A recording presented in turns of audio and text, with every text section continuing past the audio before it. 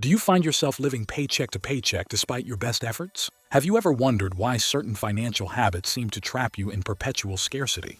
Studies reveal that nearly 70% of individuals in debt struggle with recurring financial problems due to specific habits rather than circumstances alone. Could a few adjustments in your daily habits make a significant difference in your financial future? What if you could turn every expense into an opportunity for wealth building? In this video, we'll uncover each mistake in detail, share actionable strategies to overcome them, and provide you with the tools to transform your financial life. If you're ready to break through barriers and achieve greatness, hit that subscribe button. We're here to support your journey to success. All right, let's break the cycle. Number 1. Turning budgeting into an enemy instead of a weapon. Ever felt like budgeting is just a way to say no to yourself all the time? That's exactly why so many people stay broke. They treat budgeting like a punishment, something that limits their fun, their lifestyle, and their happiness. But here's the uncomfortable truth. The rich treat budgeting like a strategy, not a sacrifice. Only 41% of Americans use a budget, and most of them drop it within a few weeks. Why? Because they associate it with guilt, restriction, and denial. But a budget isn't a financial diet. It's a GPS for your money. You wouldn't drive across the country without GPS, right? Then why would you navigate your life without one? Let me break it down. Poor people often think budgeting means I can't enjoy life. So they spend $40 every weekend on takeout and $100 on impulse Amazon buys, not realizing that's $5,000 plus a year going down the drain. Meanwhile, someone else earning the same income uses a budget, invests that same $5,000 in a dividend ETF, and starts earning passive income year after year. The difference? One sees budgeting as a burden, the other as a blueprint. Begin with a 50-30-20 rule. 50% needs, 30% wants, 20% investments and savings.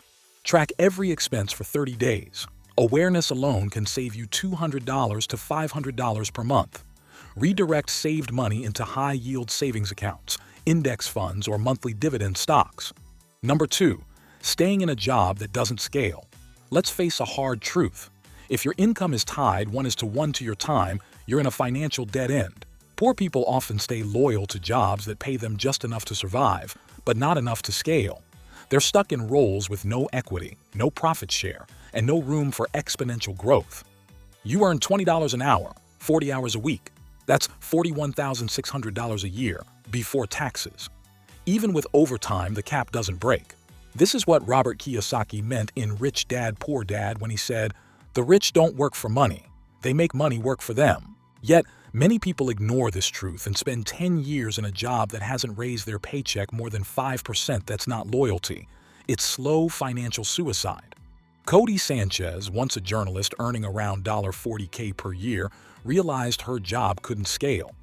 She pivoted into private equity, then started buying boring businesses like laundromats and car washes.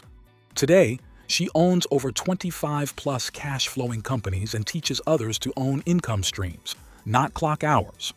If your job doesn't let you grow skills, earn commissions, get equity, or create products, it's time to rethink your path. Don't just work harder. Work smarter and own a piece of what you build. Learn high-income skills like coding, sales, investing, video editing, or digital marketing. Those scale. Jobs were designed to keep you comfortable, not wealthy. If your paycheck doesn't grow without your physical presence, you're trapped. Want to escape the cycle? Learn to earn beyond your hours. Now, here's where people sabotage income gains without even realizing they're doing it. It's tied to ego and shame. Number 3, avoiding money conversations like they're taboo. Jason grew up in a household where talking about money meant arguing. Now, even as an adult, he avoids discussing salary, debt, or financial plans. Research from Wells Fargo showed that 44% of Americans see personal finance as the most difficult topic to talk about, more than death or politics. Have regular financial check-ins with partners or roommates. Normalize discussions about savings, investing, and money goals. Talking about money builds accountability and awareness. Wealthy families often have open money talk traditions. Why not start one? Avoiding money talk doesn't avoid money problems. Number 4, thinking you own assets when you're actually buying liabilities. Most people are broke not because they don't make money, but because they keep buying liabilities thinking they're assets. That shiny new car? Liability. The big house with a 30-year mortgage and no rental income? Liability.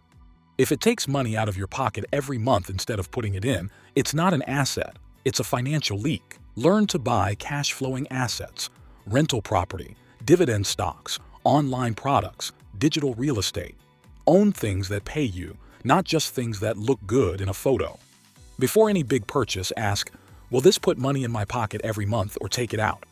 This one mindset has left millions stuck in the middle class forever, owning nothing but bills and bragging rights. The rich don't just earn differently. They think differently about what ownership really means. Number 5. Modeling poor financial habits from family. Let me give you 2 real examples. Adam grew up watching his mom juggle bills, robbing Peter to pay Paul. As an adult, he avoids budgeting, overspends to feel normal, and fears investing because he thinks the stock market is a gamble. Elena, same background, but she recognized the emotional triggers behind her money behavior. She started therapy, read books like Your Money or Your Life, and began reparenting herself financially, using tools like auto-investing into index funds, creating emergency savings, and tracking spending with apps. In 4 years, she built a net worth of $85,000. Money trauma is often passed down like a family recipe. If your parents always said, "We can't afford it," or "rich people are greedy," guess what? Those beliefs didn't disappear. You absorbed them. The truth is, generational poverty is often more about mindset than money. Number 6. Using credit to feel rich. Many people are living a rich life on borrowed time and borrowed money. Credit cards are being used not as a financial tool, but as an emotional crutch. You feel stressed, so you treat yourself. $300 on a new phone upgrade, $120 on weekend dining, $80 on skincare, all swiped on credit. You justify it by saying, "I deserve this," or "I'll pay it off later." But later never comes, because the minimum payment trap kicks in, and suddenly you're paying 18-29% APR just to hold on to something that's already depreciated. Credit is not evil, but bad credit behavior is. If you wouldn't buy it with cash, don't buy it with credit. Compound interest is beautiful when it works for you, but brutal when it works against you. Debt is a silent thief. It steals your future, your options, your peace of mind.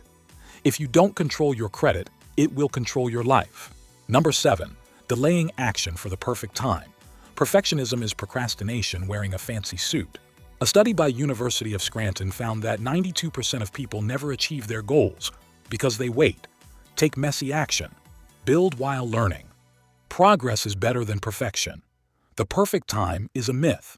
Start where you are. The first version will be bad. That's okay. Consistency beats brilliance. If you saw yourself in even 2 of these habits, good. Awareness is the beginning of wealth. What separates the rich from the poor isn't just income, it's behavior, belief, and bold action. The good news? Every single habit on this list is changeable. You can rewrite the script. Audit your habits. Pick 1 point from today's list. Apply it for 30 days, and watch your confidence and net worth start to shift. Subscribe to You Are Wealthy for more brutally honest, transformative financial content. Because you weren't born to stay broke. You were born to break free. See you in the next one.